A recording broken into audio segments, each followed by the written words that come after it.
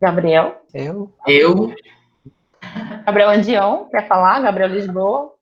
Eu falo Gabriel, que aí eu sei que eu vou acertar vários. Eu vou Gente, falar peraí que Gabi, que aí eu vou acertar vários. a Marina não tá conseguindo acesso ao microfone? Marina Ferreira? É verdade, Marina. Você pode falar que eu leio, eu falei para você, né? A Marina A Marina é pontuou. tudo, a Marina pode responder essa pergunta. Pois é, eu queria tanto que ela tivesse com o microfone funcionando, mas ó, Marina, você não consegue entrar pelo celular, porque aí eu acho que você conseguiria entrar pelo celular e falar. A Marina pontuou uma coisa que legal. Queria pontuar que no filme o tema é retratado a partir da análise biológica do corpo da Alex, por meio do hermafroditismo, mas que não há essa necessidade para falarmos de intersexualidade. Marina, eu queria que você falasse mais sobre isso. Ela saiu, né? Acho que ela vai tentar entrar de novo. E daí ela pode falar mais, um pouquinho mais sobre o tema. Professora, eu posso. Acho que eu já falei demais hoje, né? Não, pode falar, depois alguém fala mais. Tem mais alguém querendo falar, gente? Porque senão vocês ficam quietinhos aí e não falam nada. Tá bem igual aquela foto daquele meme do cara que dorme com o computador ligado para fingir que tá online, ou então o cara que põe um vídeo dele online aqui e vai embora e o professor fica achando que ele tá aqui falando, observando as falas. Alguém quer comentar? Nós temos muitas pessoas aqui e eu acho que poderiam comentar. Mas se você quiser, Rafael, gente, olha, Gabriel Andion, você Ai, pode professora, falar. eu fui podre. Rafael, não sei de onde que eu tirei esse Rafael. Eu tinha um grande amigo que era chamado Rafael. Eu acho que a Marina vai comentar depois. Ela saiu da reunião, acho que ela vai tentar entrar pelo celular.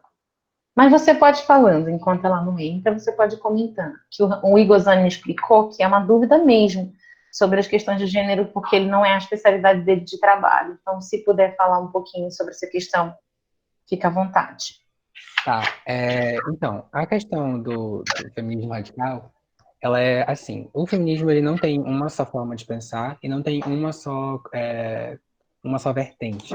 Ele é constituído por diversas vertentes. A Marina entrou, professora, eu vou deixar ela falar. Então, Marina, Ela dá aula aí. A Ei, versão, calma. meu pai. Vamos ver se meu microfone funciona. Vocês estão me ouvindo? Sim, amiga, 100%, tá linda. Pode falar tudo, já tô preparada para aplaudir, vai. Para. Então, o feminismo ele é plural. A gente sempre tem que partir do ponto de que não existe um feminismo, são vários feminismos. E o feminismo radical, ele não entende a ideia de gênero como forma revolucionária para uma mulher. Por exemplo, enquanto outras formas de feminismo, a gente tem uma noção que a gente pode, eu vou abrir aspas, tá, Andion, me perdoa, mas a gente pode transgredir o gênero e a partir daí gerar uma revolução. Para o feminismo radical, não. O nada mais é do que o gênero uma forma de opressão, a primeira forma de opressão que a mulher sofre ao nascer.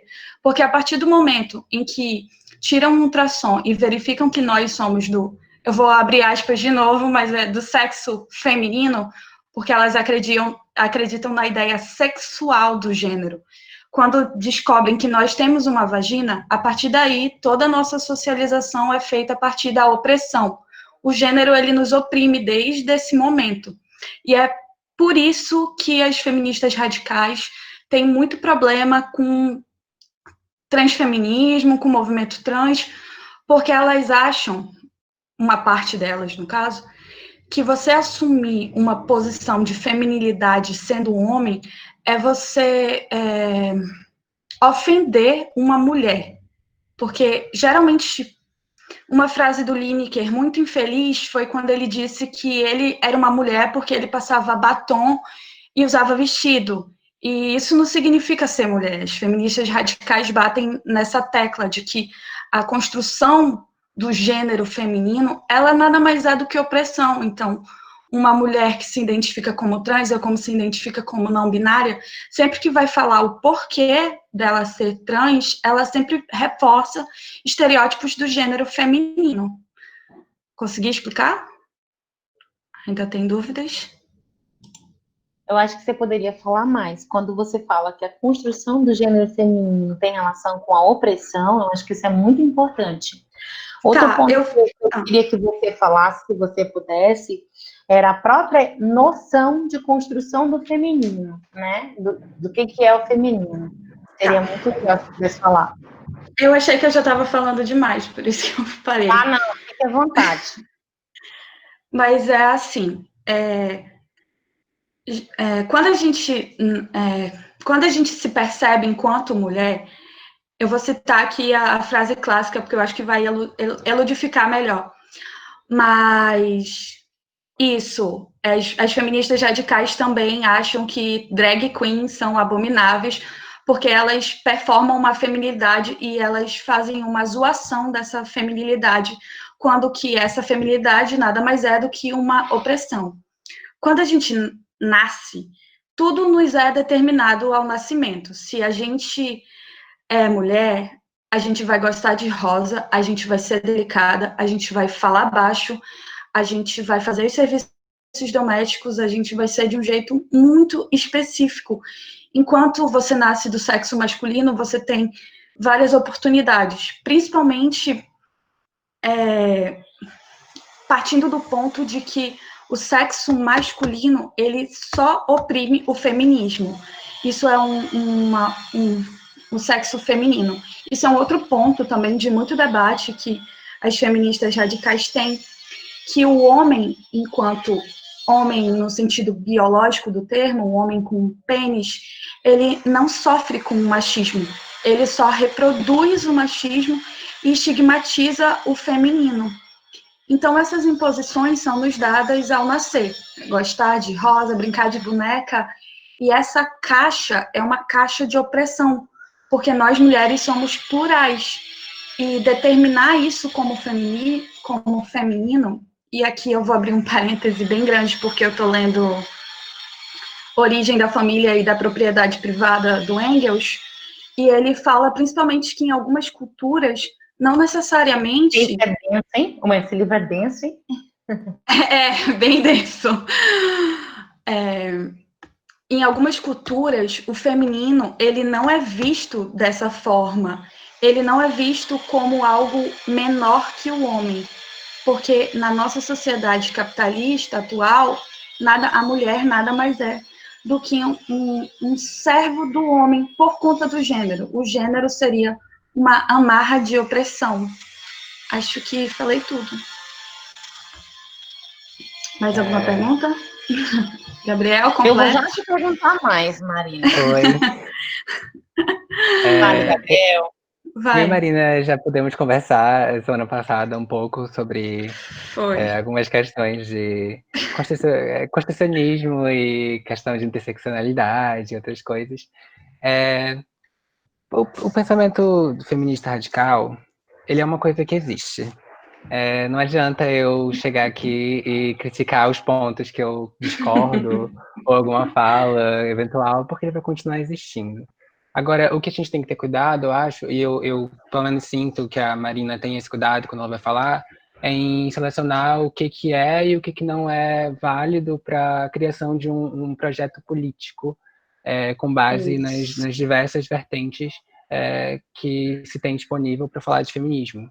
Então, o que talvez me preocupe mais quando se fala de feminismo radical e ainda mais esse discurso em que há uma forma natural de ser mulher, que, por exemplo, não se encaixaria com passar batom e vestir vestido, como foi falado da Lineker, que é uma construção monolítica. Acho que eu havia usado esse termo para falar com a Marina, e é uma construção monolítica do que é ser mulher. Então, por exemplo, quem disse que... Quer dizer, se você olha todo o contexto de ser mulher e ser homem, nessa forma binária, de oprimido ou opressor, tem uma autora que chama Chandra Mohanty. Ela vai analisar o feminismo do terceiro mundo. E ela vai questionar esse posicionamento justamente porque, quando você fala mulher é oprimida e homem é opressor, você vai estar cristalizando uma forma social. Você não vai estar dando possibilidade de saída para isso. E aí é como se todo o projeto político fosse para nada. E isso me preocupa, essa formulação de uma forma específica de ser mulher como oprimida e uma forma específica de ser homem como opressor, porque ela universaliza uma construção específica do Ocidente e uma forma de ver os gêneros específicos do Ocidente, né? Tá. Além disso, uma coisa que agora partindo assim para uma opinião pessoal, que algo que foi falado pela Marina sobre a línica, que é algo que sempre me toca muito, que é quando há essa legitimação do pronome, né? Acho que talvez a Marina saiba do que eu esteja falando. A briga toda do feminismo radical é para destruir o gênero, né? Que é o que se diz. Não a briga toda, né? Mas a principal pauta. Acho que a Marina concorda, né, Marina? Sim, elas querem abolir o gênero. Não sei como, mas querem. E abolir o gênero significa não ter mais homem, não ter mais mulher, seria todo mundo igual. Existem umas teorias feministas que eu leio assim e eu fico até pensando. Porque tem uma... Eu também, tá tudo bem. Tem uma autora, acho que da segunda onda, que chama Sulamith Firestone. Ela falava que a opressão feminina só seria superada no momento em que as mulheres parassem de dar à luz completamente e a reprodução fosse somente assistida. E aí, tô pensando, né, como é que a gente vai colocar esse projeto em prática? Mas, ao mesmo tempo em que há um projeto para ser colocado em prática, formas de pensar a acessibilidade, o crescimento do assassinato de pessoas trans cresceu 13% desde o começo da pandemia. Então, parece que é uma discussão assim, é o pronome, é o, é a, é ela, é ele. Enquanto isso, tem pessoas trans morrendo todos os dias, tem pessoas trans lutando pela sua existência, pelo seu reconhecimento, e que é negado até pelas pessoas que deveriam, de alguma forma, compartilhar algum tipo de solidariedade, né? E acho que isso é o que realmente mais me preocupa com o feminismo radical, que é esse simplesmente não reconhecimento de identidades trans. Você falar, não, você trans não... É porque, assim, quando você fala você trans não é mulher, você não está só falando que ela não é mulher, você está desconhecendo a existência e a essência dela, a essência que ela se afirma. Então você vai estar impedindo o direito dela de ser. Então acho que é a minha maior preocupação e assim, são projetos políticos bem distintos, por isso que há essa incomensurabilidade, assim. Há de se pensar formas de contornar essas distinções, acho. Que é Eu algo queria só pontuar uma coisinha, Gabriel. Pode contar, vai. Quando a gente fala de feminista radical, a gente pensa sempre na transexualidade, né? Mas isso essa questão, esse debate, ele é muito novo, e as feministas radicais são feministas da segunda onda. Naquela época, a gente tinha um nascimento do movimento queer nos Estados Unidos e a questão de homens gays femininos. Esse debate das feministas radicais, ele nasce a partir dos homens gays afeminados, porque elas criticavam isso no movimento gay, né? Que naquela época esses movimentos se estranhavam muito mais do que se estranham hoje. E elas falavam principalmente sobre isso, né? Sobre a feminilidade que é construída a partir de um gay, que ele idealiza porque ele não vai sofrer as consequências que uma mulher de sexo biológico sofre, quando a gente olha para a realidade e vê que os homens gays afeminados são os que mais sofrem no movimento gay, né? Só isso. Acho que não sei se tem mais o que falar. A segunda onda, ela bateu junto com os direitos civis, né, dos Estados Unidos. Isso. E foi realmente o surgimento, assim, na verdade, o movimento queer é diferente do movimento gay, né? Isso. E o movimento queer, ele inclusive, de alguma forma, tomou inspiração nas reivindicações das feministas da segunda onda. Não, provavelmente são das radicais, né? Mas, por exemplo, se a gente olhar para o texto da Gayle Rubin, que é o tráfico de mulheres, notas sobre a política, sobre a economia política do gênero, a gente vê como essa distinção entre natural e sociológico, que é até aquela questão que a gente estava debatendo sobre construtivismo e fundacionalismo, ela foi apropriada pelo movimento queer para explicar as opressões, o que é diferente do natural, o que é natural e o que é social. Então, acho que é isso. Acho que a Marina falou tudo. O Gabriel falou tudo. Obrigada. Eu vou abrir 5 segundos aqui, rapidinho, porque eu queria saber se alguém quer comentar Alguém quer comentar? Meninas, meninos e meninas? Oi, professora. Oi, Natasha. Oi.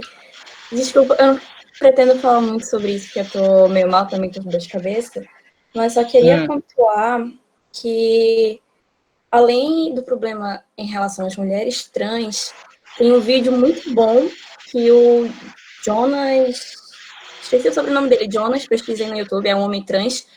Jonas Maria. Isso, namorado da Nathalie Neri. E ele fez um vídeo sobre como o feminismo trans trata, ou o feminismo radical trata os homens trans. E dá para entender um pouco melhor porque os motivos que elas têm em relação à transfobia.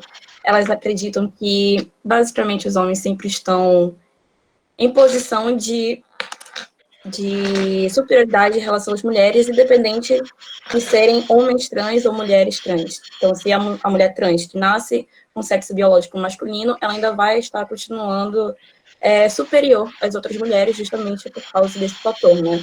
Mesmo que ela sofra com uma transfobia enorme. E aí eu queria indicar também um texto que é da Maria Cecília de Souza Minayo, que é Laços Perigosos entre Machismo e Violência.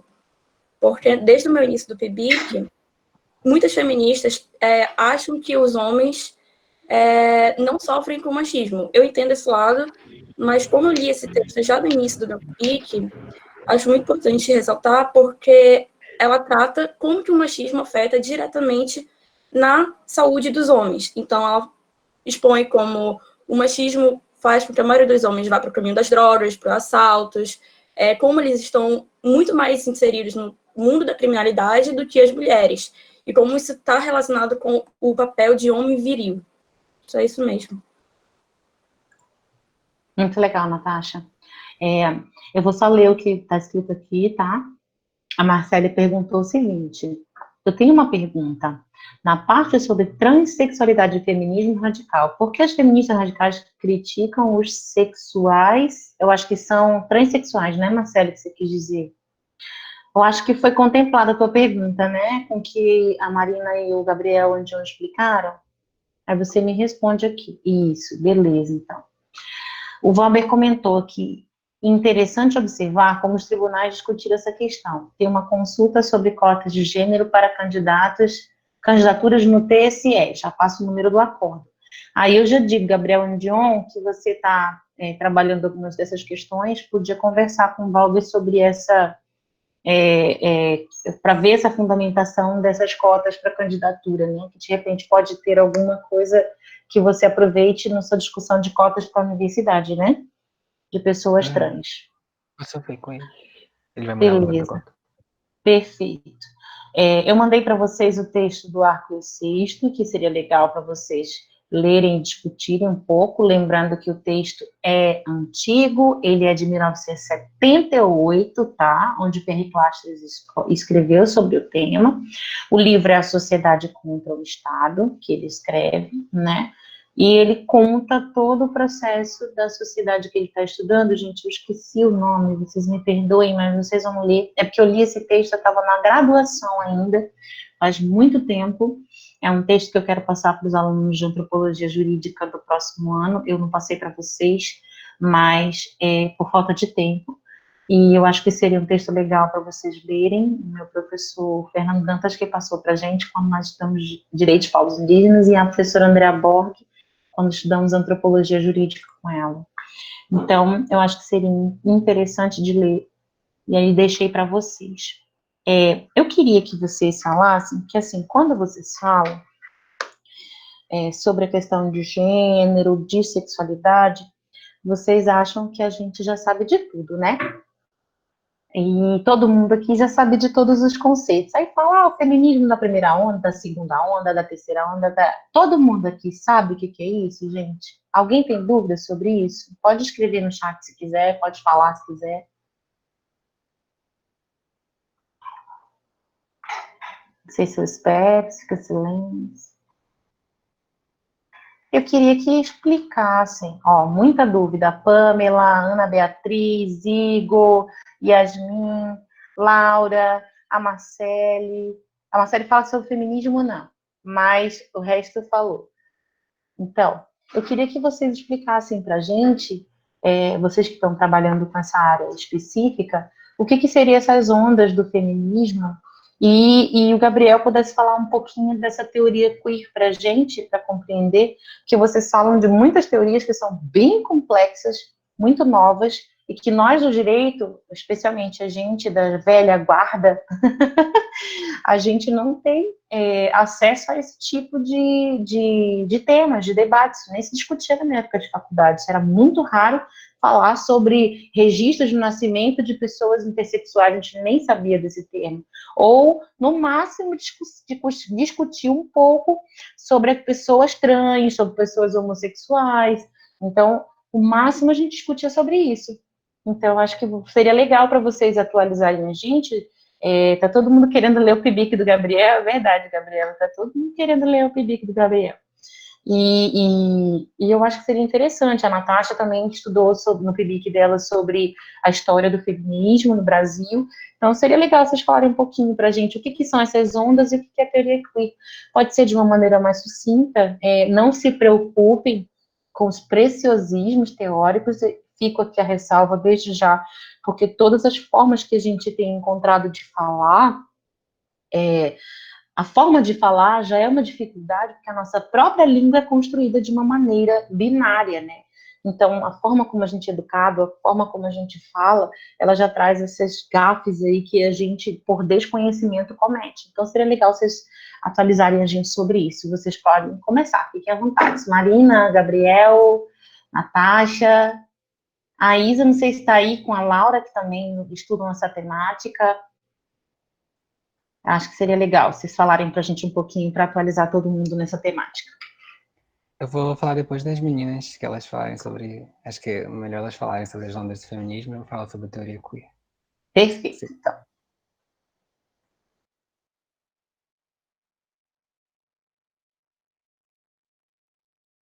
Vou esperar. Natasha ou Marina primeiro? Quem vai?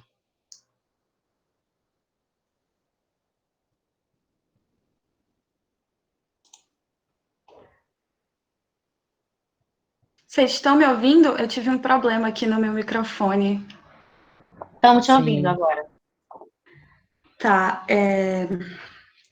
Primeiro, professora, eu quero dizer que esse assunto é muito complexo e eu temo por ser muito rasa no que eu vou falar, eu vou dar um contexto geral, porque realmente precisaria de outra quarta-feira para a gente conversar sobre isso. E eu não tenho nada preparado, tá, gente? Eu tô falando de cabeça, então algumas coisas eu posso confundir, é assim mesmo. Então, eu já vou deixar vocês anotados e preparados, que a gente vai organizar um dia para vocês falarem exatamente disso, para a gente encerrar o assunto de gênero, e será um dia que vocês vão falar, que era aquele dia que vocês ficaram com medo de falar, né?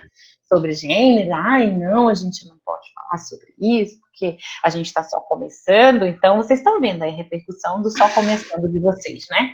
E já fica dito que eu quero que vocês arrumem um dia para vocês falarem para a gente sobre esses temas que vocês têm pesquisado. Ó, a Séries também. A Séries está fugindo, mas ela também está trabalhando essa temática. E a Marina vai falar com a gente, hein, professora? Vai entrar no PIBIC agora. E aí, Gabriel? Vocês já se preparem, vocês já se preparem, porque a gente vai organizar um dia só para vocês falarem. Eu vou até organizar qualquer coisa, a gente reorganiza as palestras para vocês falarem sobre isso, tá bom? Podem começar. Eu vou começar falando sobre as ondas do feminismo. Existem marcos para falar sobre feminismo, né, durante a história da humanidade. É um pouco defasado, porque majoritariamente, quando a gente fala disso, a gente está falando sobre Ocidente. Então, fiquem com isso na cabeça, que tudo que eu vou falar aqui, eu estou relacionando ao feminismo ocidental. A primeira fase do feminismo é a fase pela luta por direitos civis, o direito ao voto. Essas mulheres não lutavam pelo sufrágio feminismo, pelo sufrágio do voto, né? Então, além dessa questão, elas queriam a liberação feminina. elas queriam, por exemplo, comprar coisas sozinhas, viajar sozinhas, todas essas questões que elas eram submetidas ao marido. Então, essa primeira fase, ela não acontece, essa primeira onda, ela não acontece de uma vez só no mundo, né? A gente sabe que ela aconteceu em diversos momentos diferentes na história da humanidade. Eu posso citar aqui com êxito, que é a Flora Tristan, que ela foi uma feminista socialista, e ela, naquela época, ela já queria direitos iguais, o que era inimaginável nesse período onde havia escravidão, por exemplo, onde as mulheres não podiam nem sair às ruas sozinhas. Então, essa é a primeira fase, a primeira onda do feminismo, direito pelo voto, a liberação feminina. A segunda onda do feminismo, ela bate de encontro com esse primeiro feminismo, porque esse primeiro feminismo, ele não era radical, ele era reformista. As mulheres queriam se igualar aos direitos dos homens. Na segunda fase, não, nós temos o movimento pelos direitos civis das mulheres negras nos Estados Unidos, a luta pelo fim do apartheid, a liberação feminina, sexual, como elas falam, né, o poder ser sexual, sem toda a trajetória da moral que envolve as questões. Eu acho interessante pontuar que nesse período foi quando o movimento ginecológico surge com muita força. Até então, a gente tinha pouquíssimos estudos, chego a arriscar aqui quase nenhum, sobre prazer feminino, sobre útero, sobre menstruação. É a partir daí que surgem várias questões, né? Muita gente chama que esse é um dos movimentos mais científicos e revolucionários.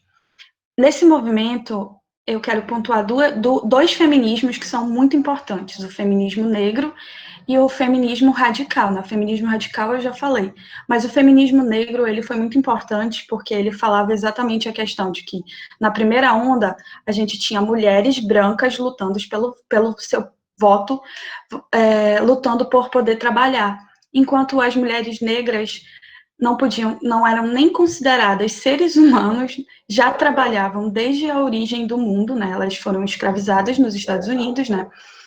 E elas rompiam com todos esses paradigmas de que a mulher é delicada, a mulher fala baixo, porque a mulher negra sempre foi tida como um animal para trabalho. Então, o movimento feminista negro, ele é muito importante nesse sentido, porque ele transgride todo esse papel que as feministas da primeira classe, da primeira onda, fizeram. Elas também queriam a promoção dos direitos jurídicos, que seria, por exemplo, casal lésbico poder adotar uma criança. Elas pontuam muito que é necessário a gente estar dentro do Estado para fazer alguma transformação de fato. E quando a gente fala no estar dentro do Estado, é transgredir toda a forma do direito que a gente conhece, que a gente entende. E a terceira fase do movimento feminista é a que a gente está vivendo agora. Existe, assim, uma discussão ainda sobre essa terceira fase, porque dizem que ela começou nos anos 90, que foi quando, a partir de evitar certas definições e quando o feminismo começa a ressurgir, né? Porque houve com a Guerra Fria, o feminismo ele foi apagado, digamos assim, da história. Com essa terceira fase, há o ressurgimento dele. Algumas feministas dizem que a gente ainda vive a terceira onda, e algumas pessoas não, dizem que essa revalorização do feminismo da terceira onda, ela acaba nos anos 90 com a valorização do feminismo liberal, né? Que nada mais é do que um feminismo de mercado, que está pronto para se apropriar do capital e explorar outras mulheres, mas manter uma figura de feminismo. Acho que é isso. Eu acredito particularmente que a gente está vivendo uma fase, a gente precisa de um distanciamento histórico para falar sobre a terceira onda do feminismo, mas eu tenho uma indicação que é um documentário da Netflix falando sobre a segunda onda, e eles pontuam sobre a primeira onda do feminismo, que eu acho que se chama bonita quando se está com raiva, ou o que elas queriam, os dois, não lembro, mas eu vou enviar no grupo, que explora bem a temática desses dois momentos e do que aconteceu desde então no feminismo. Acho que é isso. Maravilha. Gabriel? Oi. Bem, passando para teoria queer, né? A teoria queer, como a gente havia falado com a Marina um pouco antes, quando a gente estava conversando agora, surgiu ali junto com a segunda onda, mais ou menos, no final da década de 60, e surgiu dessa... Tá, vamos lá. Antes de começar a falar sobre o que é a teoria queer especificamente, sobre quem foi que criou, acho interessante a gente falar sobre o termo queer. Não sei se vocês sabem o que é queer. Queer é como se fosse... É um xingamento, né, para homossexuais dos Estados Unidos. Então, se a gente traduzir isso aqui para o português, seria como se fosse a teoria do viado, a teoria do baitola. E ela foi criada justamente com o objetivo de causar esse desconforto. A professora olhou com uma cara, e é justamente esse desconforto que a teoria tem vontade de causar. Que é demonstrar, que é questionar justamente essas estruturas. Então, a partir desse termo, a partir da ressignificação desse termo, da reutilização política desse termo, a teoria queer se propõe a questionar as relações de poder na sociedade e a produção dos sujeitos na sociedade. Então, para falar de nomes, duas pessoas que são tidas como as criadoras assim da teoria queer. Na verdade, são duas genealogias diferentes que se seguem, e não se tem muito certo qual delas foi a que utilizou primeiro o termo. Mas nos Estados Unidos tem a norte-americana Teresa de Laurentiis, que escreveu um texto chamado A Tecnologia do Gênero, e no movimento das feministas chicanas tem a Glória Anzaldúa, que em um texto chamado A Consciência Mestiça utilizou pela primeira vez o termo queer. Ela utilizou esse termo queer, e eu gosto de pensar que a Glória Anzaldúa foi a primeira pessoa a pensar isso, porque ela é ticana, ela é mais próxima da gente e possibilita a maior flexão do termo, mas é algo aberto à discussão. Ela vai questionar o local dela enquanto mulher dentro das teorias feministas, como uma mulher lésbica e não branca, como um não lugar. Ela está entre as fronteiras. E justamente nesse sentido ela é queer. Então, qual é o projeto político? E aí eu vou falar aqui, provavelmente 2 minutinhos, né? Mas a teoria queer é muito complexa e tem muitas nuances. Eu pude fazer um curso, né, 2 semanas atrás, e tem outras turmas abertas para esse curso, então vou compartilhar de novo lá no grupo, se alguém quiser fazer. Com a professora Helena Vieira, que é incrível. E o que ela sempre falava durante as aulas é que o queer ele é uma estratégia de contraprodução. É um termo utilizado por Foucault, né? Eu havia falado antes que a gente não foge das estratégias de poder. Então, diferentemente daquelas políticas de igualdade do movimento gay e lésbico, que falava nós temos que nos igualar, nós temos que conseguir direitos políticos, nós temos que conseguir casar e ter filhos, o que o queer vai questionar? Por que a preocupação de quando 2 pais vão adotar uma criança é se esses pais vão conseguir fazer com que a criança seja heterossexual? A preocupação não é necessariamente se eles têm capacidade de dar amor e etc. A capacidade a pergunta eles vão ter capacidade de fazer com que essa criança seja normal, seja uma criança heterossexual? Voltando para o filme, né, que foi que iniciou toda essa discussão, tem uma fala do filme que aquele cara mais velho, que já havia passado pela cirurgia até de redesignação, falava bem assim, a cirurgia é uma castração, é um processo de normalização. E a teoria queer, ela vai justamente entrar e analisar esses espaços de normalização e questioná-los. E parar e falar, peraí, mas quem foi que criou o que é ser gay e o que é ser hétero? Por que todo mundo é tido naturalmente como heterossexual e o estranho é o homossexual? O estranho é o que a gente tem que questionar. Não, o queer vai mostrar que nós somos todos indivíduos que são formulados por diversas instâncias de poder, diversas instâncias de sociabilidade e que estão atravessadas por relações de poder. Então, tem diversos teóricos que dá início ali, por exemplo, como eu falei, Teresa de Laurentiis, aí tem a Judith Butler, que vai falar com problemas de gênero sobre a política da representação do feminismo. Ela é considerada a terceira onda já, inclusive, acho. Não sei se a Marina conhece, pode confirmar. Mas acho que interessante também de pontuar, antes de terminar, é que há uma conexão muito íntima, de alguma forma, entre a teoria queer e o feminismo. Apesar de haverem várias divergências também com relação a algumas correntes teóricas do feminismo, há esse alinhamento no sentido de olhar para o lugar das mulheres, por exemplo, lésbicas, e questionar quais foram as estruturas que possibilitaram que elas estivessem, mulher, lésbica, negra, triplamente marcadas pela opressão da sociedade.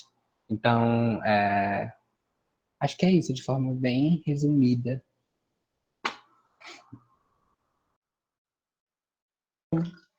Acho que dá pelo menos para a gente começar a se inserir nesse debate, né? Alguém tem mais alguma dúvida ou gostaria de comentar? Eu acho que as sugestões de séries e tudo mais, inclusive, a gente pode começar a compartilhar as que foram indicadas para a gente conversar, para a gente já ir assistindo e inserindo nos nossos debates, tá bom? Eu acabei de falar com a doutora Simone Becker, que foi minha colega na UFGD, e ela trabalha com Foucault e trabalha com questões de gênero e sexualidade. Está super ocupada porque ela é coordenadora do programa de antropologia lá, mas também é advogada.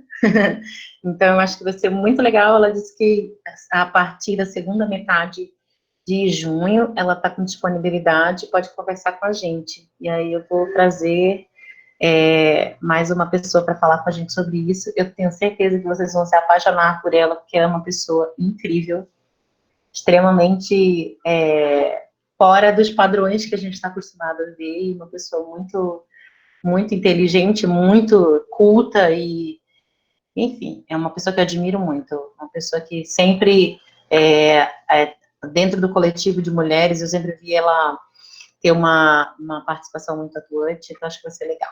Mais uma. E a doutora Raquel Viggers, né, que trabalha aqui com a gente também com a violência contra as mulheres. Então, a gente já tem um bom arsenal aí para vocês aproveitarem tudo que vocês puderem dessas pessoas e das leituras que elas vão passar, tá? Mas alguém quer comentar alguma coisa, gente, sobre o filme, sobre como... Professora? Aline, fale. Eu gostaria de comentar, não que eu já estude na área e tal, de gênero e tudo mais, mas é só por algumas coisas que eu já li, e eu gostaria de dar um exemplo em relação ao que a Marina falou. Foi uma coisa que eu já li e já ouvi de vivências também, e que eu achei muito interessante de uma forma até negativa, porque é muito triste e muito nojento pensar isso, que quando a gente fala dessa questão do feminismo branco e do feminismo negro, a gente está falando de uma coisa que é até muito atual, que é essa distinção de quais são os problemas que passam mulheres brancas e mulheres negras. E quando eu li uma vez sobre qual seria a posição da mulher numa cadeia que mistura tanto gênero como raça, que eu acho que até o Andion falou uma coisa sobre, falava muito que, tanto no passado como, de certa forma, reverbera no que é hoje em dia, a mulher negra ela estaria encontrada tão abaixo de qualquer outro ser humano que ela não é vista nem como o homem branco, que foi o criador do que é a nossa política atual, infelizmente. Também não é vista como a mulher branca que paria o herdeiro e que cuidava da casa, e também não é vista como o homem negro que é escravizado e é usado como se fosse um animal para fazer ter diversas funções, pelo aquele estereótipo do homem negro, da força, da virilidade, que é uma figura animalesca e irreal, na real. Mas que a mulher negra era tão inferior que, se ela não fosse extremamente sexualizada e vista como uma potencial escrava sexual, vamos dizer assim, na visão de homens brancos, ela não era considerada nem uma pessoa, nem um bicho sexual, nem um bicho para trabalho, ela simplesmente era considerada um nada, então ela não deveria nem ter vida, quiçá pensar em ter direitos, e ainda mais pensar um dia em ter direitos iguais a mulheres brancas ou até outras mulheres. Então, tem muito isso, que é uma coisa que ainda é muito o que acontece hoje em dia em relação à sexualização da mulher negra ser ainda maior que a sexualização da mulher branca desde criança, e que também é em relação a termos como mulata, que a gente sabe que, por exemplo, um exemplo bem rápido aqui, que, por exemplo, quando você tem uma filha, você vê uma criança, uma menina branca, as pessoas falam que ela é uma princesa, que ela é fofa, que, nossa, ela vai crescer, vai casar, e todo aquele estereótipo feminino que também já foi debatido aqui, de delicadeza. E quando se fala da mulher negra e a gente vê uma menina negra, as pessoas, principalmente homens e principalmente homens brancos, olham sempre com a intenção de um dia ela vai se tornar uma mulata, aquele símbolo sexualizado e que dizem que é o símbolo brasileiro e todo aquele estereótipo. Então, é uma sexualização muito grande. E tem até um vídeo que comentaram do... eu esqueci agora, do Jonas Maria, né? Que é o namorado da Nathalie Neri. Tem um vídeo dela, eu acho que é até pro TED Talk, se eu não me engano. Acho que é uma palestra. E que ela fala sobre, se eu não me engano, alguma coisa do tipo a mulata que nunca chegou. E ela fala justamente que até hoje, se você não é vista como o padrão, o estereótipo da mulher negra que tem um corpo estereotipado e sexualizado, você não é nada, porque você não é vista nem como uma pessoa capaz de agir ativamente na sociedade, tanto politicamente, socialmente, economicamente, você também não é vista nem para o sexo. Então, é uma coisa que realmente é muito pesada hoje em dia. E só complementando uma coisa que o Anton falou, que é sobre a adoção e tudo mais, e só mudando um pouco o foco, mas que eu fiz... eu paguei a matéria de Libras no semestre passado, e uma das coisas que a gente falava também era sobre essa resistência na comunidade surda das pessoas adotarem crianças surdas, porque elas saberiam tanto como lidar, mas também para dar lugar para essas crianças serem adotadas, já que a maioria das vezes elas não eram adotadas por pessoas ouvintes. E como isso é visto em muitos movimentos. E independentemente se alguém concorda ou discorda, é uma questão de se entender que sim, é uma resistência. E é uma resistência que ela vem historicamente desde o período da escravidão, até antes disso, enfim, não tenho estudo suficiente para dizer, mas que é você resistir à sua cultura, você resistir à comunidade que você faz parte, ou gerando uma criança, ou adotando uma criança que muito provavelmente não seria acolhida, vamos dizer assim, seria vista de forma igualitária, com uma criança de uma sociedade, de uma comunidade que já é padrão. Então, tem muito isso, e quando eu cheguei a conversar com outras feministas negras e tudo mais, elas falavam muito sobre não se relacionar com homens brancos. E, independentemente se alguém acha correto ou errado, é uma coisa que tem que ser vista pelo trauma que a pessoa pode ter passado em ter um relacionamento com uma pessoa branca, e também uma forma de resistência, porque é uma forma de você perpetuar a comunidade que você faz parte, e é uma forma de você não ser atingido por aquelas pessoas que sempre te atingiram de alguma forma. E, assim, eu vejo que tem pessoas que falam para mulheres negras ou homens negros mas principalmente para mulheres, né, porque a maioria das pessoas se intromete na vida das mulheres, que elas não podem ter essa visão de só se relacionar com homens negros, que isso é ridículo, que, ai, meu Deus, o amor, ele tem que ser universal, aquela ideia utópica. Mas que, na verdade, essas pessoas não consideram que talvez essas pessoas tenham vindo de uma família, talvez não tão mixigenada como a maioria das famílias brasileiras são, mas de uma família total de negros que passou por muito racismo estrutural no dia a dia e tudo mais. Exatamente por isso essa pessoa se sente afastada das pessoas brancas, vamos dizer assim. Então, acho que tem muitos pontos que têm que ser pesados, independentemente se a pessoa concorda ou não, mas que, obviamente, é válido para outras vivências. Muito bem eu lembrado. Posso pontuar rapidinho, professora?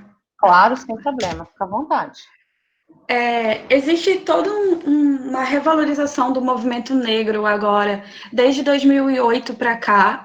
Tem uma análise, um artigo, infelizmente eu não achei para enviar no grupo, mas mostra o boom dos youtubers negros no Brasil e o aumento das pesquisas por feminismo negro ou movimento negro no Brasil no Google. Eu vou atrás depois para enviar. Tudo isso, muita gente acredita que parte do conceito dos antropólogos, abre aspas, mais famosos do Brasil. Me corrija, professora, se eu estiver errado. Mas muito do que a gente entende por negritude parte do Casagrande Senzala. Tem uma frase que pode ponderar sobre tudo que a Aline falou, né? Que é logo no início do livro, que é a branca é para casar, a mulata para fuder e a preta para trabalhar.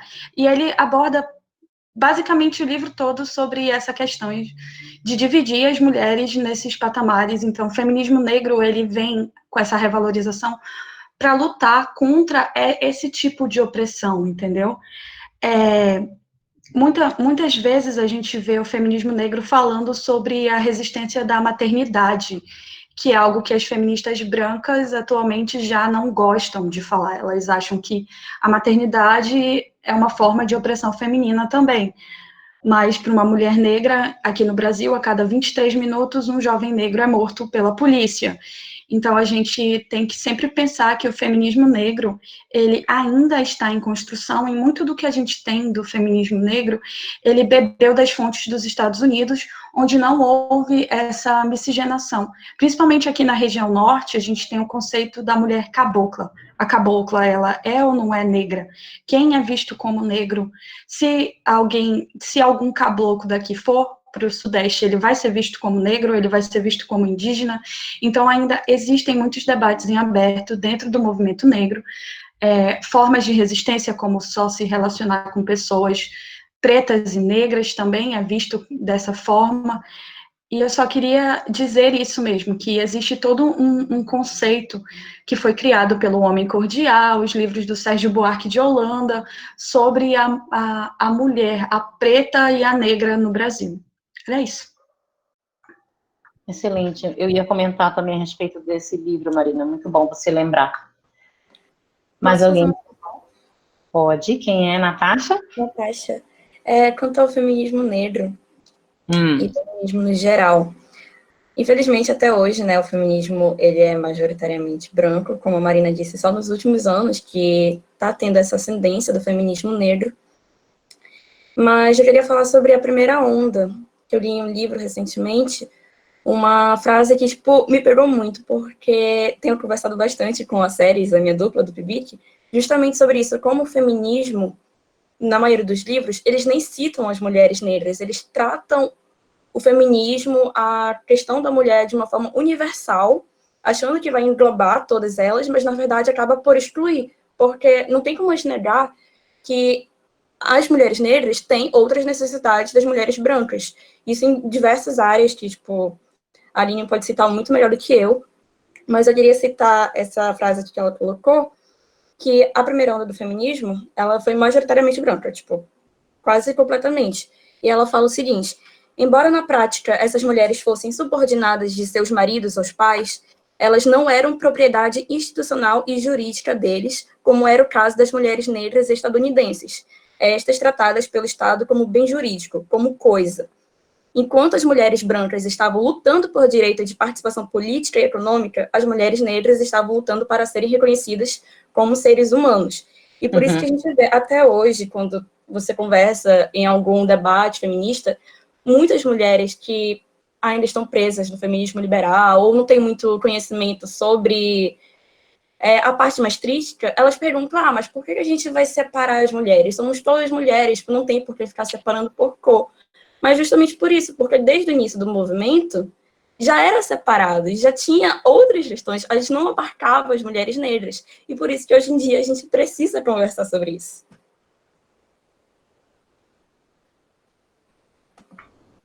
Obrigada, Natasha. Muito bom tua contribuição a respeito disso.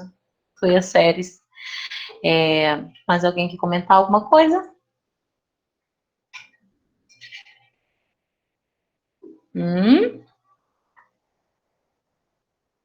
Alguém tem alguma dúvida a respeito da questão intersexual, transgênero, gênero? E eu sei que esses temas eles vão ter bastante polêmica, conflitos, são coisas novas, nós estamos construindo, né? Como a própria Natasha falou, as meninas comentaram, são teorias que estão se construindo, então é natural que a gente tenha bastante dúvidas sobre elas, tá? Professora? Diga, More. Queria responder a pergunta da Marcele Silva. Ela falou, Gabriel, uma pergunta, qualquer pessoa pode fazer parte do queer? E daí, assim, essa pergunta, ela parte de um posicionamento teórico, né? Assim como várias outras perguntas. Eu trouxe, vou mostrar agora, o livro de um autor que chama Richard Miscalci, que ele vai falar sobre teoria queer de forma geral. É um livro muito rapidinho de ser lido, tem mais, acho que 60 páginas.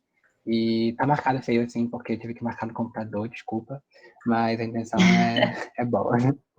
Ele fala, um olhar queer é um olhar insubordinado, uma perspectiva menos afeita ao poder, ao dominante, ao hegemônico, e mais comprometida com os sem poder, dominados, ou melhor, subalternizados.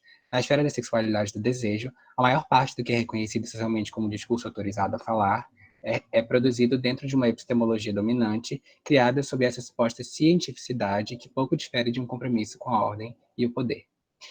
Por que eu mostrei essa parte? Por duas coisas.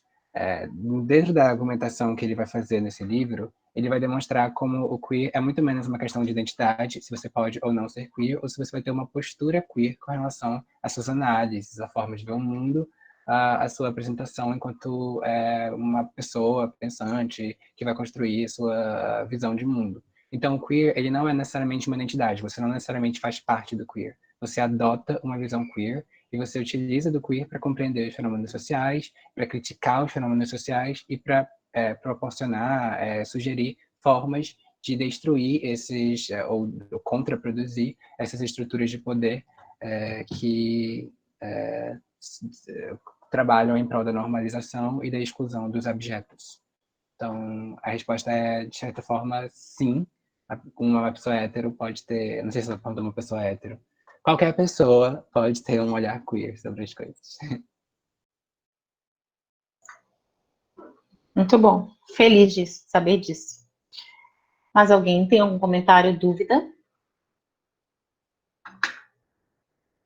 A Laura está comentando aqui que uma vez eu tive que falar sobre interseccionalidade da mulher negra. E a pessoa batia no ponto de que bastava a gente falar de gênero, porque a mulher branca também era estigmatizada. Afinal, a loira é burra. No final das contas, me questiono por que ainda é tão difícil a gente ampliar o diálogo para o interseccional. Quer falar alguma coisa sobre isso, Laura?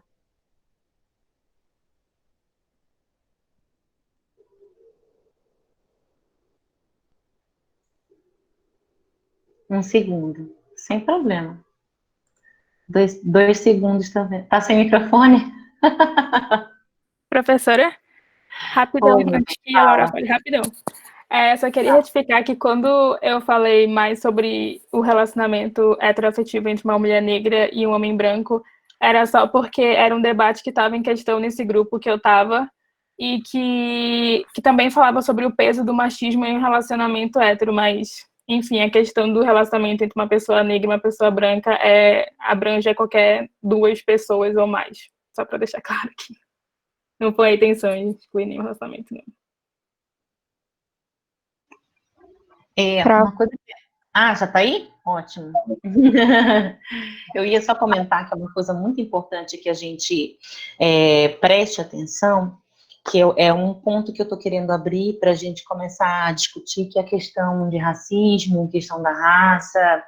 Eu acho que é extremamente importante a gente trabalhar esses pontos, porque quando a gente desconsidera as questões de racismo e as questões de justiça social, e fala de gênero, sexualidade, isso eu já comentei para vocês, né, outros meus orientandos e tudo mais, quando a gente fala da questão de identidade, de gênero, de sexualidade, a gente está falando de reconhecimentos de identidades, mas a gente esquece que dentro do reconhecimento das identidades, a gente tem as dificuldades encontradas pelo racismo estrutural, pelo processo de escravidão, pela injustiça social gerada pela escravidão, e não só pela escravidão, por outros tipos de discriminação e preconceito, e que isso é importante para que a gente insira nos nossos debates relacionados com as identidades, com os sujeitos.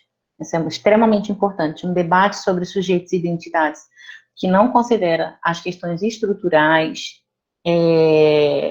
de diferenciação social, racial e econômica, por exemplo, étnica, ele é um debate que ele vai generalizar e vai acabar fracassando uma hora, porque ele não vai conseguir considerar pontos importantes de análise para a nossa pesquisa, por exemplo, ou para as nossas discussões.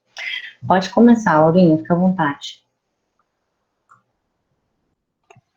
Então, isso foi só uma discussão que eu tive, não foi algo no meio acadêmico, nem nada, foi algo mesmo em casa, assim. E foi uma reflexão que eu tive, né? Porque, no caso, a minha mãe é loura. Então, ela tava, sei lá, no lugar de fala dela, dizendo que a vida toda ela foi estigmatizada sobre o fato de ser loira, ser taxada de burra e sempre ter que provar o valor dela na sociedade. Enfim. E eu fiquei falando pra ela que eu entendia o que ela estava falando, que eu realmente, no papel de mulher, não de loira exatamente, mas de mulher, eu sabia do que ela estava falando, mas eu estava tentando explicar para ela sobre a questão da mulher negra, que é muito mais grave, é muito mais profunda e complexa, né? E ela não conseguia compreender isso. Aí, às vezes, eu fico pensando o porquê que essas pessoas, principalmente, assim, da geração mais velha, digamos, tem tanta dificuldade, né? Se tem muito a ver com racismo estrutural, se tem muito a ver com o fato de elas mesmas não se considerarem, não terem uma perspectiva sobre o machismo, todas as estruturas de poder por trás da educação delas. E eu lembrei também, nesse dia que eu estava falando com ela sobre isso, do caso do Neymar, né? Que ganhou um impacto nacional por ser o Neymar, etc. E eu lembro de falando com ela, falando com a minha avó e com a minha tia, todas mulheres, que, no caso, poderia haver estupro, inclusive, dentro do casamento, né? Que se a mulher não quisesse ter relações sexuais dentro do casamento, o homem deveria respeitar. E para minha avó isso foi algo simplesmente chocante. Ela falou, mas como, minha filha, não sei o que, etc. Então, o que eu percebo é que, assim, muitas mulheres ainda não criaram essa consciência feminista, né? Essa consciência da superestrutura por trás delas. E eu fico pensando como que a gente pode conseguir ampliar o debate tanto para elas criarem essa consciência feminista, quanto para a gente conseguir trazer a questão do gênero misturada com raça, misturada com classe, misturada com as outras coisas. Foi só sobre os questionamentos que eu tive, mas eu não sei nada teórico, dogmático, ou algo que eu possa falar com profundidade, porque nunca foi a minha área de pesquisa, exatamente. Eu posso responder rapidinho a Laura? É porque é a minha vertente. Eu me enxergo como feminista interseccional. Existe um debate se é uma vertente ou não, ou se é mais uma epistemologia. E esse é o problema gerado sobre falar de intersexualidades, de intersecções de luta, se é uma epistemologia ou se é uma vertente. Por quê? Quando a gente está falando disso, vou usar o exemplo da sua mãe. As feministas interseccionais, a gente sempre tenta relacionar com a estrutura do Estado. Perguntaria para ela, há 50 anos atrás, você seria impedida de subir num elevador por ser loira? E ela ia falar, não, mas uma mulher negra seria impedida de subir num elevador, num prédio chique no Rio de Janeiro, se ela fosse negra.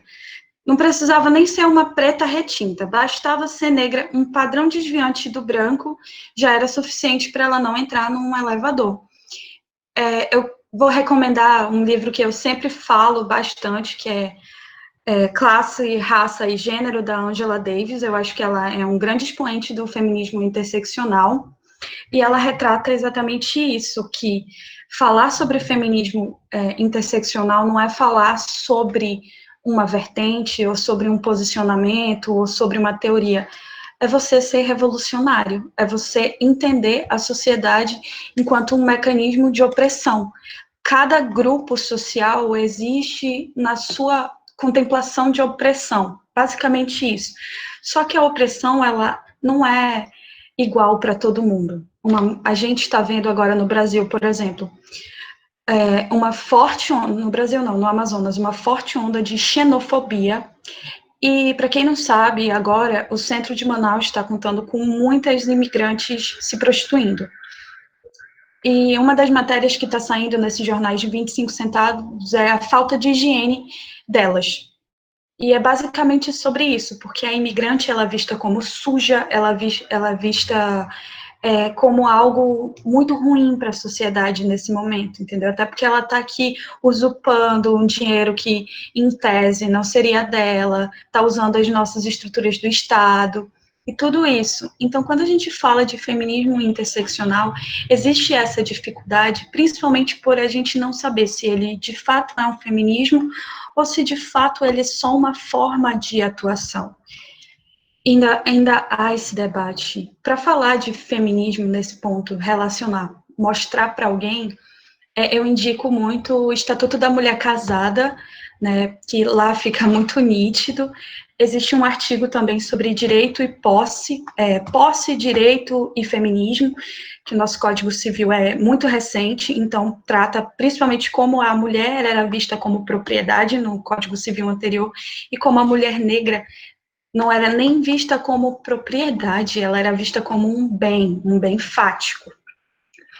Então, na hora de falar sobre feminismo, é sempre bom a gente ter essa visão bem ampla sobre como funciona para cada uma, entendeu?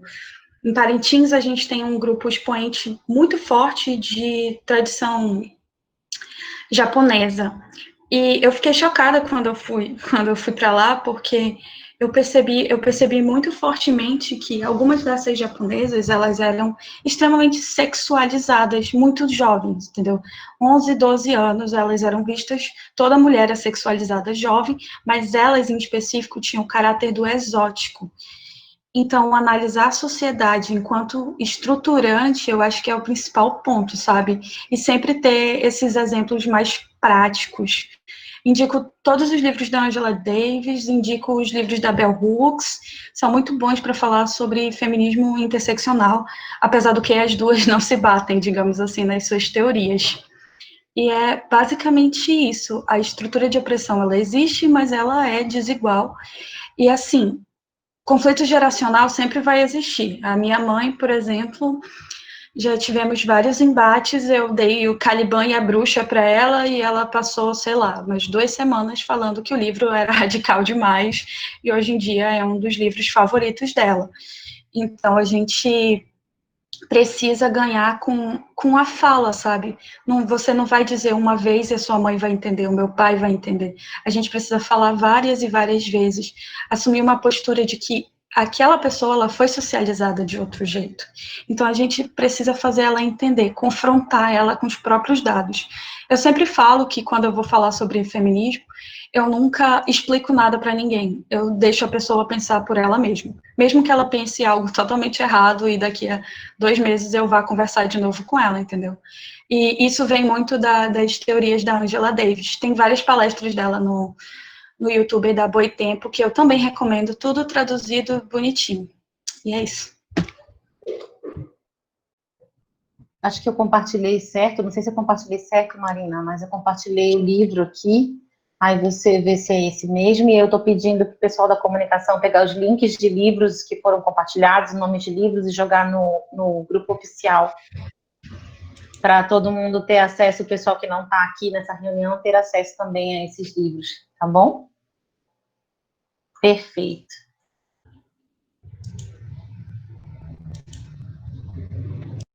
Alguém ainda quer comentar algo para que eu possa fazer os encaminhamentos finais?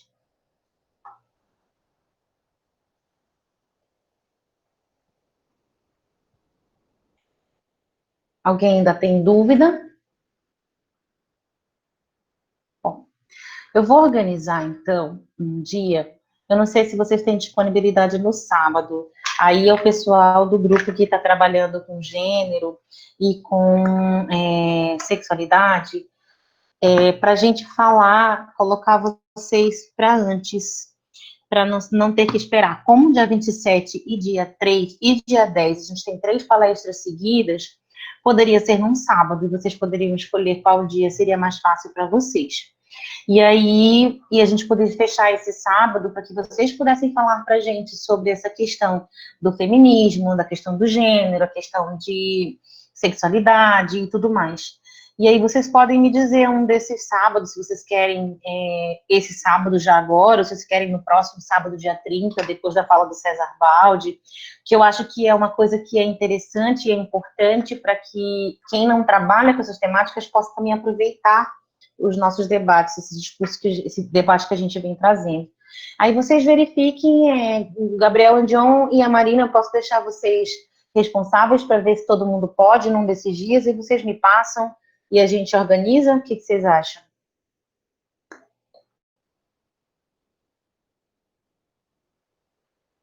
Vocês estão me ouvindo? Por mim pode ser, professora Marina. Marina sabe mais que eu aí esse negócio. Ah, bom. E aí, Gabriel, para. Ela fala. Então, vocês dois vão organizar, e aí vocês vão me dizer se vocês querem ou no dia, ou nesse sábado agora, ou no próximo, tá? No dia 23 ou no dia 30, para a gente fazer isso ainda em maio, para a gente conseguir fechar. Seria como se a gente fosse fazer um debate, aí vocês vão escolher os textos que vocês querem que o pessoal leia, para a gente fazer esse debate, aí vai ser como se fosse uma outra reunião do observatório normal, só que num dia diferente, para que a gente possa trazer vocês para aqui no meio desse debate que a gente está fazendo, que eu acho que é extremamente relevante, tá? Depois vocês podem passar para mim, a gente vai organizando direitinho, e aí já fica aqui o pessoal sabendo que um dos sábados a gente vai usar para isso, tá bom? Bom, eu vou encaminhando para o final. Eu acho que esse tema nunca vai se esgotar, nunca, a gente tem muita coisa para falar sobre isso. Laura, sobre a questão da sua mãe falar essas coisas, que ela, assim, ter dificuldade de se encontrar ou de encontrar a questão do outro, eu acho que é uma questão de forma como a gente foi educado, tá? Porque, por exemplo, eu assisti o filme XXY esse final de semana, eu não tinha assistido ainda. Eu confiei que o César Baldi disse que era muito bom e extremamente polêmico. Quando eu peguei para ver o filme, meu irmão estava comigo. Meu irmão é 12 anos mais jovem do que eu. E vocês conhecem, inclusive ele está aqui, está ouvindo todo mundo. Que ele acha o máximo os debates de vocês e fica aqui encantado com vocês falando sobre essas temáticas. Então, assim, eu vendo com ele, quando eu vi a cena de sexo do filme, eu fiquei completamente chocada, parada no sofá, estatelada, e olhei para ele e disse: meu Deus, por que eu não vi esse filme antes de passar para os alunos? Vão me denunciar. Agora vão me denunciar que eu sou gaysista, que eu estou fazendo todo mundo virar gay e lésbica, e que vai ter problema para mim. Eu vou já ouvir a direção e a coordenação assinando minha exoneração. A ditadura gay, exatamente isso. Eu fiquei assustada. Eu falei, meu Deus, eu até comentei com o Gabriel Lisboa, perguntei se ele já tinha assistido o filme, porque eu falei, meu Deus, eu não sabia que era desse jeito, e eu passei isso para vocês, o que a família dos meus alunos vai dizer, e agora, fiquei super preocupada, aí eu falo a verdade para me dizer, meu Deus, e agora o que vão dizer? E aí depois o meu irmão até comentou comigo, a geração é outra, e é tudo muito diferente. Então, assim, para mim, eu achei que poderia ser algo que fosse muito chocante, sabe? Que algumas pessoas não fossem gostar de ver, que fossem reclamar, e que fosse ter uma debandada, assim, do observatório, dizer que essa comunidade gaysista aqui, tá todo mundo criando, inventando coisa aqui nesse lugar. Então, eu fiquei preocupada, né? De repente ter essa questão, porque em sala de aula, quando eu discutia questões assim, algumas pessoas chegavam, principalmente em Curitiba e no Mato Grosso do Sul, alguns alunos mais velhos levantavam, alguns alunos mais novos levantavam e iam embora da sala de aula e não assistiam a aula, né? Então, eu tenho muito receio, porque o conservadorismo lá, acho que é pior do que aqui, eu não sei dizer, mas era difícil demais de tratar, né? Então, eu tinha alunos trans, alunas trans, eu tinha toda essa questão, para eles era muito fluido, muito fácil, muito tranquilo, mas para outros que eram religiosos demais, fundamentalistas, eu tinha um debate muito intenso na faculdade e sempre tinha reclamação das minhas aulas, né? Se não era por questões partidárias, era porque eu era da ditadura gaysista. Então, assim, eu fiquei extremamente feliz de perceber que realmente a forma como vocês lidaram com o filme foi muito, muito, muito positiva, com os temas também. E aí eu queria dizer para vocês uma coisa, eu aprendo com vocês de um jeito que vocês não têm noção.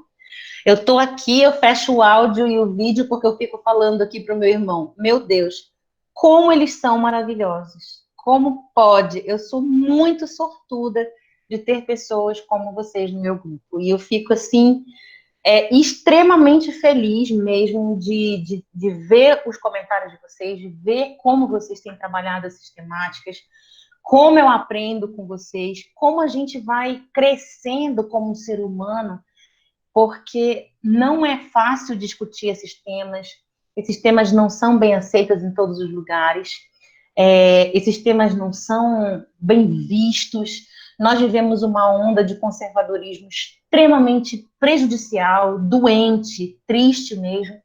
E quando a gente vê, como o Valber tinha comentado aqui, eu acabei ratificando aqui com ele, que tanto obscurantismo que a gente vê no mundo hoje, e vocês trazem essa forma de ler, de ter essa leitura do mundo, que eu só aprendo. Eu aprendo muito com vocês, e eu sou muito sortuda mesmo de poder compartilhar esse com vocês. Eu cresço todos os dias, e eu acho que é para isso que eu estou aqui, e é esse o propósito da minha vida, não tem outro propósito. Estou doente, estou mal, TPM, dor de cabeça, enxaqueca, tudo passa. Eu começo a estar aqui com vocês e é tão gratificante, mas tão gratificante que tudo passa. As coisas vão se colocando no lugar e nasce uma esperança muito grande de que a gente possa viver uma sociedade um pouco mais justa, uma sociedade que compreende melhor a diversidade em todos os aspectos. E eu fico, assim, muito feliz mesmo, muito grata por vocês confiarem em mim, para estar aqui com vocês, para dialogar isso com vocês. E não é demagogia, sou escorpiana, não sou demagoga, não sou de puxar saco de ninguém, mas reconhecer que vocês são fenomenais, isso é inevitável, vocês são fenomenais, o potencial de vocês é incrível. Eu dei aula em outros lugares do Brasil, onde as pessoas se julgam superiores, mas vocês foram os melhores estudantes que eu tive. E as melhores também, né? Então, assim, acho que é muito gratificante mesmo. Muito obrigada. Toda quarta-feira aqui é para mim, é para recuperar a minha esperança no mundo, depois de tanta coisa ruim que a gente vê todos os dias, né? Então, fiquem tranquilos, fiquem bem. A gente vai passar por essa fase e, assim, esse obscurantismo que nosso país está vivendo, o mundo em geral, né? Eu espero que isso seja superado, a gente vai aprender a lidar com essas divergências. E é isso, queridas e queridos, muito obrigada de verdade, muito obrigada mesmo. Ó, o Igor está falando também que aprendeu demais hoje, tanto conteúdo de qualidade. Eu já sou da geração passada, sim, eu também. A Marcele comentando se a comunidade LGBTQ+, ainda estão lutando por direitos, quem dirá conseguir implantar a ditadura gaysista? É verdade, nunca. Quando o Valber, quando disse que fiquei emocionado, digo literalmente, queria que a minha filha de 17 anos tivesse assistido. Chama ela, ô Valber. Pode chamar, gente, se vocês quiserem chamar pessoas para assistirem os debates com a gente, é só chamar, convida quem tem interesse. Eu acho que isso é extremamente importante, a gente precisa falar disso de uma maneira aberta, simples, natural, porque a natureza é a própria diversidade. Inclusive, prof, a gente teve uma pessoa surpresa que hoje eu nem falei, e ele também nem falou nada, que é o Matheus, do Coral. Ele tá aí, Ele tava, não sei se ele ainda tá aí, mas ele tava no começo, acompanhou boa parte, eu tava comentando com ele aqui. Ele até comentou agorinha que a senhora é super fofa, eu tava amando o que a senhora tava falando. Que legal, que bacana. Que eu ainda participo de um coral, e o Gabriel junto comigo, né? A Caroline versão gay. O rabinho dela, meu Deus. Bom, o Rodrigo Montes também falando que é da geração passada e que é uma riqueza cada encontro, realmente encontra uma riqueza. A Marcele também falando aqui que aprendeu muita coisa. O Valber falou que vai chamar na próxima, pode chamar, gente, se vocês tiverem alguém que tenha interesse, que mesmo que não seja da instituição, ou que não queira fazer parte do grupo formalmente, mas pode assistir as palestras, eu acho que isso aqui, as palestras de vocês, né? As falas de vocês, eu acho que isso aqui é importantíssimo pra gente. E, Valber, vamos sentar para conversar, não sei se amanhã ou sexta-feira, para a gente verificar já na próxima palestra do César Baldi, a gente transmitir ao vivo, que a gente está querendo transmitir ao vivo pelo YouTube, tá, gente? Então, a gente vai ter que só tomar um pouquinho de cuidado, porque hoje o Lula falou besteira e ele levou a rasteira, né? Por causa de uma bendita palavra errada. Então, uma bendita palavra errada, a gente precisa ter cuidado. Os ao vivos têm essa dificuldade, né? Quando a gente grava aqui, eu mando para editar, a edição, dá para a gente tirar algumas coisas que são complexas, né? Mas no ao vivo a gente vai ter que ter um pouco mais de cuidado com o que a gente vai falar, porque o momento é muito delicado, né? Qualquer coisa pode ser transformada num bicho de 7 cabeças e manchar a imagem de todo mundo, do grupo, e não é isso que a gente quer. A gente quer mostrar as coisas de maneira séria e de maneira responsável, né? Bom, o Valber é o melhor staff digital. Exatamente, já me orientando mesmo, função de orientador é orientar, e função de orientando é obedecer o orientador. Ele já vai fazer as coisas para mim. Eu estou muito feliz, gente. Muito feliz mesmo, muito grata. Eu acho que é isso. Fiquem à vontade, se alguém quiser falar alguma coisa, eu vou ficar aqui até me despedir de vocês. E boa noite, descansem, leiam os textos e vejam os vídeos que a gente compartilhou, séries e outras coisas mais. Bom? Obrigada. Inclusive, gente, eu estou fazendo a ata aqui junto com a Gabriela. Boa parte da ata, ela está regada aí com vários textos e tudo mais. A Gabriela foi icônica em fazer muitos, conseguiu anotar tudo. E aí, no final, eu também anotei as indicações. Então, na ata, depois vocês podem olhar aí as indicações de hoje. Ótimo. Professora. Diga. Professora. Pode falar, Valber. Não, é só para dizer, não só para ratificar aquela situação lá de levar algumas coisas para o YouTube, né, para o canal do Observatório. Uhum. Assim, eu entendo a delicadeza do tema, né, enfim, essas repercussões. Só o fato da gente já ter esse cuidado, né, já é uma constatação, né, de o quanto que a gente vive num momento obscuro mesmo, né? Então a gente tem que ter realmente cuidado. Então, quando eu falo levar para lá alguns temas selecionados, seria assim, né, tudo roteirizado, né? Claro que ninguém vai amordaçar ninguém, mas assim, um negócio roteirizado, mais organizado, porque eu acho que assim, é o que eu falei, né? Isso, um negócio mais responsável para que a gente possa entregar algo redondo até para cumprir o objetivo, que é chegar, né, no grande público. Porque, quando eu falei assim, né, quem dera se minha filha de 17 anos, né, ainda, digamos assim, na adolescência, e já entrando para a idade adulta, pudesse estar ouvindo, assistindo. Então, é aquela história, né? Se por um lado a gente tem que ter o lado, por outro, se a gente não difundir isso, né, a gente acaba perdendo essa oportunidade de conscientizar mais pessoas. Agora, claro, concordo com a senhora, a gente tem que fazer isso de modo bem inteligente, né? Para o tiro não sair pela culatra, né? Acho que a gente tem que, depois eu até posso compartilhar aí no grupo, a gente começar a ocupar esses espaços, né? A internet. Tem até um vídeo que eu depois posso compartilhar, quem conhece o Átila Yamarino, que era do Nerdologia, para quem acompanhava a internet. Agora ele tem que ele fala um vídeo de ocupar as redes, né? Porque é aquela história.